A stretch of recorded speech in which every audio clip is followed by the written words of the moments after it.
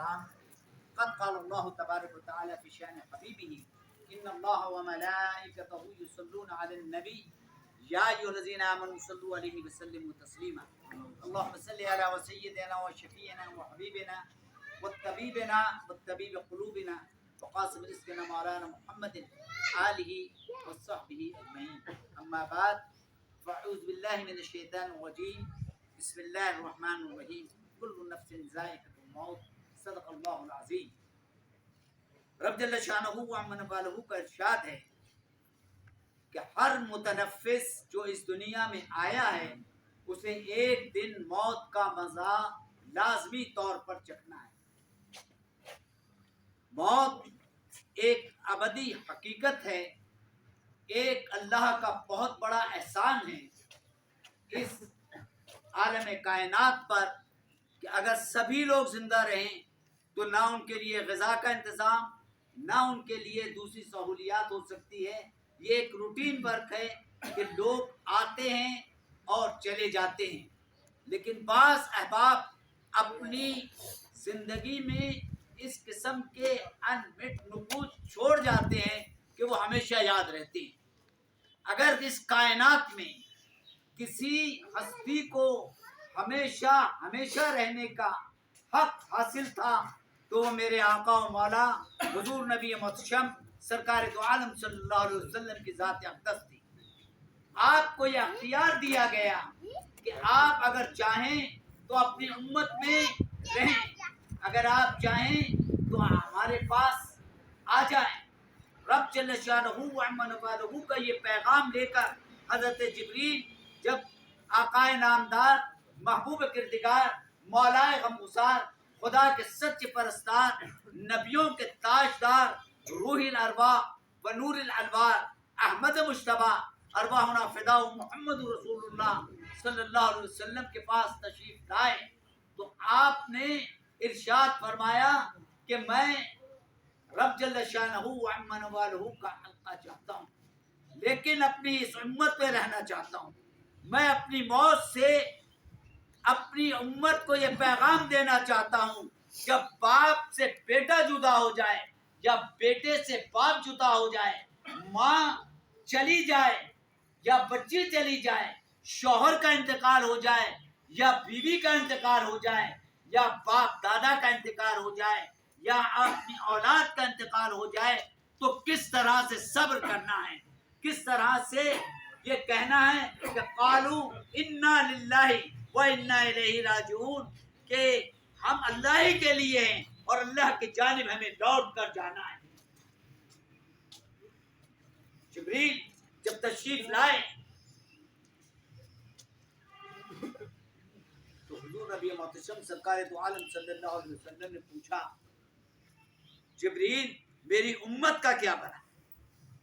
اللہ تعالیٰ کی جانب حضرت جبریل تشریف لے جاتے ہیں اور یہ پیغام رکھتے ہیں کہ اگر آپ کا ایک امتی مرنے سے 1 سال قبل توبہ اور استغفار کر لے تو ہم اس کے تمام گناہوں کو معاف فرما دیں گے۔ حضور نے فرمایا میری امت بڑی ضعیف ہے، 1 سال کی مدت بہت طویل ہے، 6 مہینے 1 مہینے 1 ہفتہ 1 دن، کہا یہ بھی بڑی مدت۔ ارشاد فرمایا کہ اگر مرنے سے قبل کوئی شخص توبہ اور استغفار کر لے چاہے اس کے کتنے گناہ ہوں تو اللہ تعالیٰ نے ارشاد فرمایا کہ ہم اسے معاف فرما دیں۔ حضرت اسرائیل علیہ السلام نے کبھی کسی کو ایک لمحے کی مہلت نہیں دی۔ حضرت سلیمان علیہ السلام کی حکومت پوری کائنات پر تھی، جنوں پر بھی ان کی حکومت تھی، انسانوں پر بھی ان کی حکومت تھی، جانوروں پر بھی ان کی حکومت تھی، پرندوں پر بھی ان کی حکومت تھی۔ ایک مرتبہ کوئی صاحب حضرت سلیمان علیہ السلام کی بارگاہ میں تشریف فرما تھے کہ اسرائیل علیہ السلام آئے اور اس شخص کو بڑے غور سے دیکھا، اوپر سے نیچے تک دیکھا۔ وہ شخص انتہائی پریشان ہو گیا کہ یہ آنے والا شخصیت میں جانتا نہیں ہوں، یہ مجھے اتنا غور سے گھور کے کیوں دیکھ رہا ہے. آپ نے کہا کیا بات ہے؟ کہا مجھے تو اس سے خوف آ رہا تھا. اچھا. کہا آپ ایسا کریں کہ ہواؤں کو حکم دے کہ ان کی قبضہ قدرت میں ہواؤں کو بھی رفتار رہنے دیا تھا. پوری دنیا میں تو ذی القرنین کی حکومت رہی ہے یا حضرت سلیمان علیہ السلام کی حکومت رہی جو اللہ کے نبی تھے. جیسے ہی اس نے کہا کہ مجھے سرندیپ سری لنکا کے اندر مجھے پہنچا دے، تو بہت ہی دور دراز، ایسی بات ہے کہ کئی ہزار سال پہلے کی بات، حضور صلی اللہ علیہ وسلم سے بہت زمانہ پہلے آپ کا زمانہ ہے. آپ نے ہواؤں کو حکم دیا کہ وہاں پہ پہنچا دے. انہوں نے لمحوں کے اندر انہیں وہاں پہنچا دیا. حضرت اسرائیل علیہ السلام آئے تو کہا اس شخص کو آپ نے ایسا ڈرا دیا، بات کیا تھی؟ کہا مجھے حکم ملا تھا کہ کل میں اس کی روح کو قبض کروں فلاں مقام پر، اور میں یہ دیکھ رہا تھا کہ کئی مہینوں کی مسافت ہے، یہ یہاں بیٹھا ہوا ہے، یہ وہاں کیسے پہنچے گا؟ لیکن جب میں اس کی روح کو قبض کرنے کے لیے اس مقررہ مقام پر پہنچا تو معلوم ہوا کہ وہ وہاں موجود ہے. موت کا ایک دن معین ہے. فلسفہ موت یہ ہے کہ موت کسی کا انتظار نہیں کرتی. نہ بوڑھے کا، موت کے لیے عمر بیکار ہے. بچے کو بھی موت آتی ہے، نوجوان بھی مر جاتے ہیں، بوڑھے بھی مرتے ہیں. موت کے لیے موسم بیکار ہے، سردیوں میں بھی آتی ہے، گرمیوں میں بھی آتی ہے، بہاروں میں بھی آتی ہے، خزاں میں بھی آتی ہے. موت کے لیے دن بیکار ہے، پیر کو بھی آتی ہے، منگل کو بھی آتی ہے، جمعرات اور جمعے کو اور ہفتے اور اتوار کو بھی. موت کے لیے وقت بیکار ہے، صبح بھی آتی ہے، شام بھی آتی ہے، دوپہر میں بھی آتی ہے، رات کے کسی ایک پہر میں بھی آتی ہے. لہذا موت کا جو وقت مقرر کر دیا گیا ہے وہ موت عمر کے اوپر منحصر نہیں ہے. یاد رکھیں کہ سائنس کہتی ہے کہ لمبے لمبے سانس لے.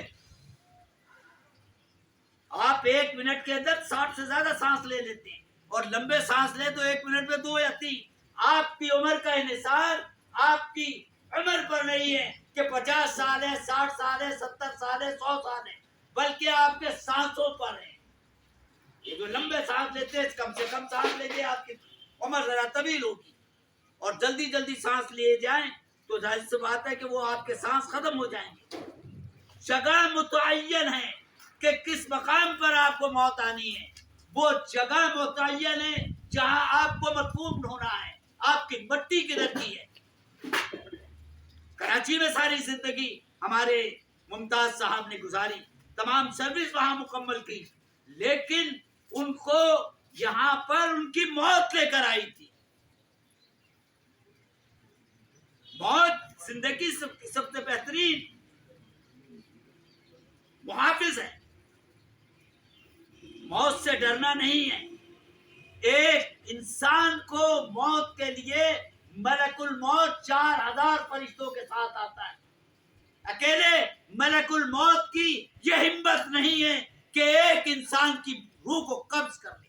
1000 کا کام یہ ہے کہ پاؤں کے ناخن سے وہ روح کو قبض کرنا شروع کرتا ہے اور گھٹنوں تک وہ روح کو نکالتا ہے اور تھک کے چور چور ہو جاتا ہے.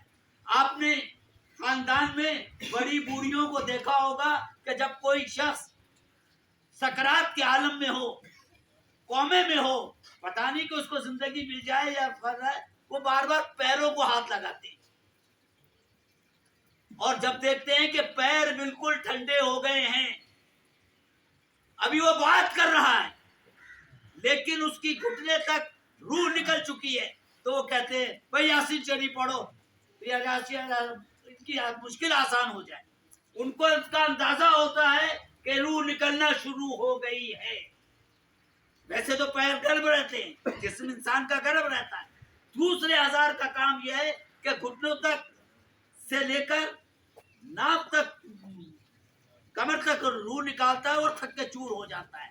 تیسرا ہزار کمر سے لے کر ناک تک روح کو نکالتا ہے, سینے تک روح کو نکالتا ہے اور تھک کے چور چور ہو جاتا ہے.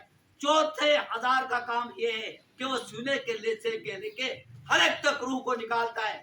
کیسا تشریف لائیں؟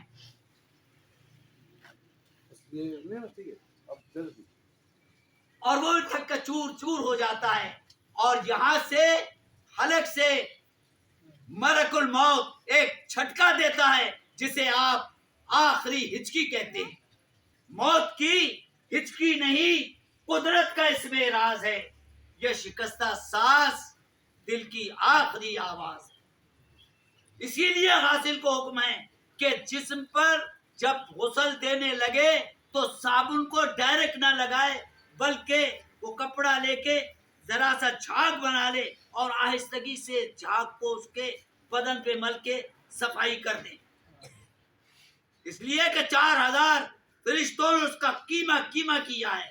کاندھا بدلتے وقت آپ کو حکم یہ ہے کہ بڑی آہستگی کے ساتھ جب دوسرا بندہ اپنے کاندھے پہ لے لے تو وہ ہٹے, جھٹکا نہ دے, جلدی جلدی نہ بھاگے, کہ اس میت کو بڑی تکلیف ہوتی ہے.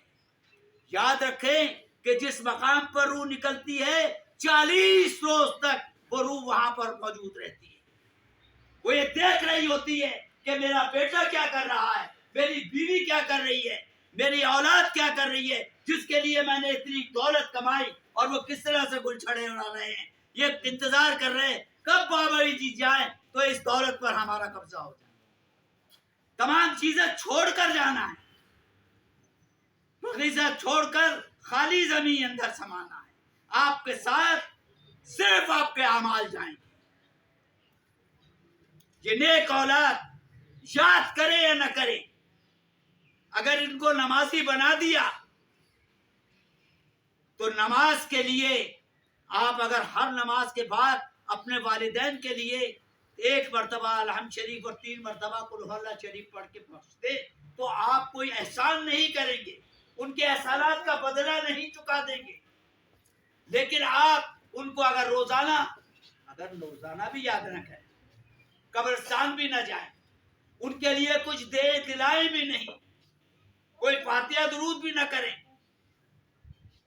روز قل هو اللہ پڑھ کے ان کو بخشے بھی نہیں, لیکن اگر آپ نماز پڑھ رہے ہیں تو ہر نماز میں وہ 2 رکعت کی نماز ہو, وہ 12 رکعت کی نماز ہو, 7 رکعت, ہر التحیات میں آپ رب اجعلنی مقیم الصلاۃ ومن ذریتی ربنا وتقبل دعا ربنا اغفر لی ولوالدی وللمؤمنین یوم یقوم الحساب. اپنے والد کے لیے, اپنے والدین کے لیے مغفرت کی دعا کریں.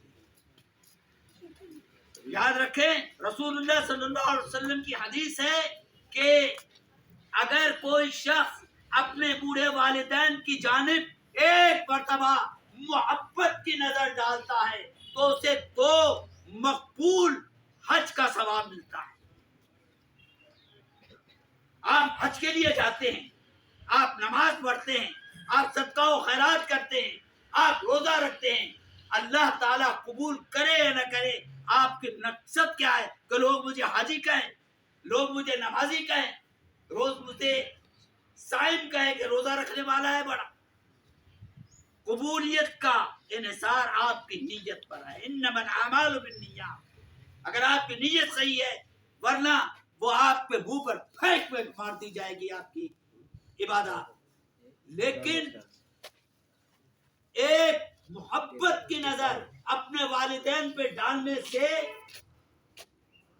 وہ مقبول حج کا ثواب ملتا ہے. اللہ تعالیٰ جن کے والدین زندہ ہیں ان کی عمر کو دراز کرے اور انہیں خدمت کرنے کا موقع دے. صحابہ نے پوچھا یا رسول اللہ اگر ہم بار بار ان کے چہروں پر نظر ڈالیں, فرمایا اللہ کے یہاں کوئی کمی نہیں ہے, وہ ہر نظر پر آپ کو 2 مقبول حج کا ثواب دے گا. لہذا میری گزارش ہے کہ اپنے والدین کی خدمت کریں. جن کے والدین حیات ہیں, یا ایک ماں موجود ہے باپ نہیں ہے, باپ موجود ہے ماں نہیں ہے, تو وہ ان کی اس انداز میں خدمت کرے کہ اف کر کے بھی بولنے کی آپ کو اجازت نہیں ہے، چاہے وہ آپ کو ڈانٹے، صرف ایک بات، اگر وہ کہے اگر کہ وہ مسلمان نہ ہوں تب بھی ان کی خدمت کرنے میں کوئی کسر باقی نہ رکھے، صرف ایک بات نہ مانے کہ بیٹا اسلام چھوڑ دے، مذہب تبدیل کر دے، قادیانی ہو جا یا نصرانی ہو جا یا یہودی ہو جا، یہ بات تو نہیں ماننی، باقی ان کی خدمت میں کسی قسم کی کوتاہی نہیں کرنی۔ حضرات گرامی، انہی چند الفاظ کے ساتھ میں سبھی کو سلطان صاحب سے ملتمس ہوں کہ وہ حضور نبی محتشم سرکار تو عالم صلی اللہ علیہ وسلم کی بارگاہ میں ہدیہ نعت پیش کریں، اس کے بعد دعا۔